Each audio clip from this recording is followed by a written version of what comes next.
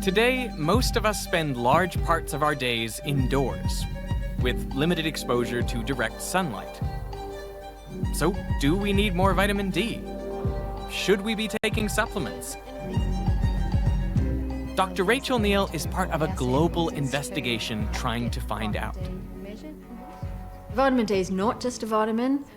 Vitamin D is a hormone that has a range of incredibly powerful effects on the cells in our body that could determine whether or not that cell starts to divide uncontrollably and become a cancer, for example, or whether or not that cell gets a mutation and kills itself.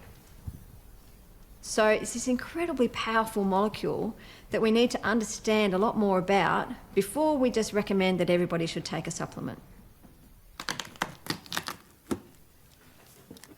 Rachel leads one of the world's largest clinical trials of high-dose vitamin D.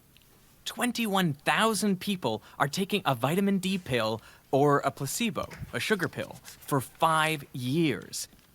They're trying to see if taking vitamin D supplements reduces the risk of cancer and other diseases.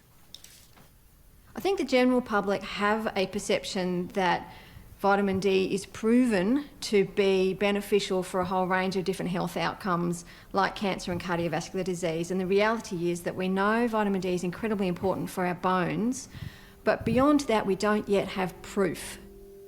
So why all the uncertainty? Well, first, there's debate around how much we actually need.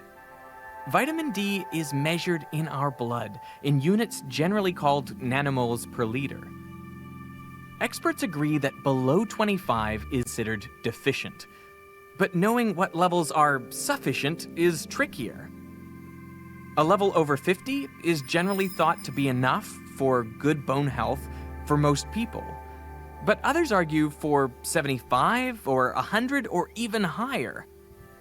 It's worth noting that the US uses a different measure, nanograms per milliliter, and like metric versus imperial, this can cause international confusion. So we don't yet have a single number that is accepted by all organisations and all scientists and all doctors around the world.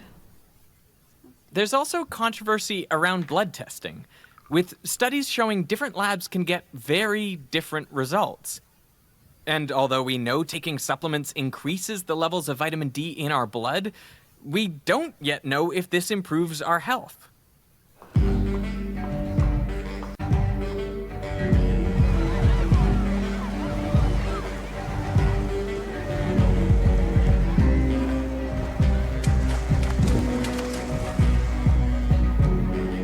We don't know what vitamin D does yet. We've got hints about what vitamin D might do, but what we don't know is whether Different kinds of studies are revealing different kinds of clues. But these people are getting a fair amount of vitamin D. They are. Vitamin D studies are often observational, meaning they observe the world as it is. For example, people with cancer often have low levels of vitamin D in their blood. The link is clear and potentially important. But it doesn't tell us if low vitamin D caused the cancer or if the cancer caused low vitamin D. To work it out, we need to do the kind of study pioneered by James Lind back in 1747, the randomized control trial. Take a group of people, divide randomly in two. Give vitamin D to one group and a placebo to the other. Then, if you see a difference between these groups, you know it was caused by vitamin D.